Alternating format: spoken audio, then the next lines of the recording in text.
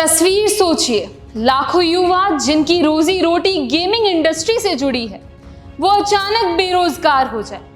कंपनियां जो देश को डिजिटल इंडिया की पहचान दे रही थी वो लॉक लगाकर बाहर चली जाए, और इसकी वजह सरकार का नया गेमिंग बिल। जी हाँ, नमस्कार, आप देख रहे हैं पीके टाइम्स और मैं हूं आपके साथ शमा सिंह पवार।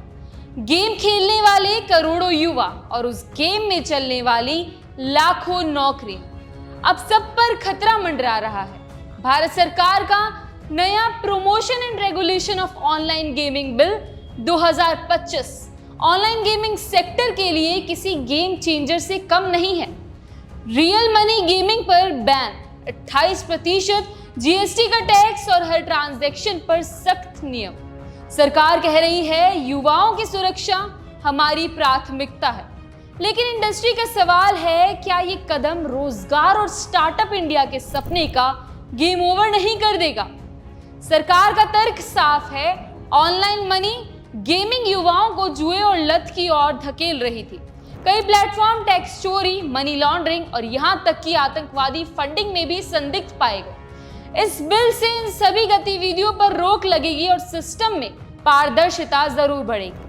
साथ ही 28% जीएसटी और नए टैक्स प्रावधानों से सरकार को हर साल हजारों करोड़ रुपए का अतिरिक्त राजस्व भी मिलेगा, जिसे विकास कार्यों में लगाया जाएगा। सरकार का दावा है कि इन ईमानदार कंपनियों को इसका फायदा होगा और ठगी करने वाले बाहर हो जाएंगे। लेकिन दूसरी तरफ इंडस्ट्री और विपक्ष का कहना है कि ये बिल भारतीय डिजिटल गेमिंग सेक्टर की कमर तोड़ देगा। जी हाँ, रिपोर्ट्स के मुताबिक 4 लाख कंपनियां और 2 लाख से ज्यादा नौकरियां खतरे में हैं।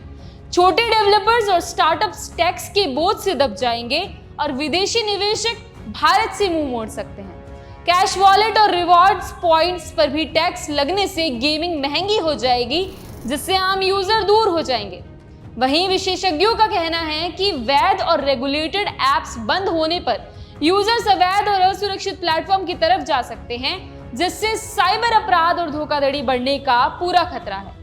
वहीं हम आपको बता दें कि टाइम्स ऑफ इंडिया की रिपोर्ट कहती है कि इस बिल से लाखों रोजगार पर संकट मंडरा रहा है, और इकोनॉमिक टाइम्स ने लिखा है कि 2 लाख करोड़ की इंडस्ट्री का आधा हिस्सा प्रभावित होगा।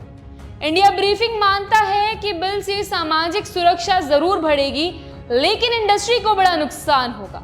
वहीं हिंदुस्तान टाइम्स में कर्नाटक के आईटी मंत्री का बयान छपा है कि ये कदम भारत के डिजिटल आर्थिक विकास को सीधे तौर पर नुकसान पहुंचाएगा। यानी तस्वीर साफ है, सरकार इस बिल को युवाओं की सुरक्षा और पारदर्शिता का हथियार मान रही है, लेकिन इंडस्ट्री इसे रोजगार और निवेश पर सबसे बड़ा हमला बता रही है। सवाल यही है कि क्या ये बिल युवाओं को गेमिंग की लत और धोखाधड़ी से बचा पाएगा या फिर लाखों का करियर छीन लेगा? एक तरफ सरकार कह रही है कि राजस्व और सुरक्षा हमारी पहली प्राथमिकता है, वहीं इंडस्ट्री चिल्ला रही है कि स्टार्टअप इंडिया और रोजगार का गला घोट देगा। यानी मैदान सजा है और दांव पर सिर्फ गेम नहीं बल्कि भारत के डिजिटल भविष्य की बाजी है। अब देखना यह है कि सरकार और इंडस्ट्री मिलकर कोई विनिंग मूव निकालते हैं या फिर भारत की गेमिंग इंडस्ट्री वाकई अपने सबसे बड़े गेम ओवर की ओर बढ़ रही है। ऐसी ही खबरों के लगातार अपडेट्स के लिए बने रहिए पीके टाइम्स के साथ। नमस्कार। मरुधरा से खुद को जोड़ने के लिए सब्सक्राइब करें और बने रहें पीके टाइम्स के साथ।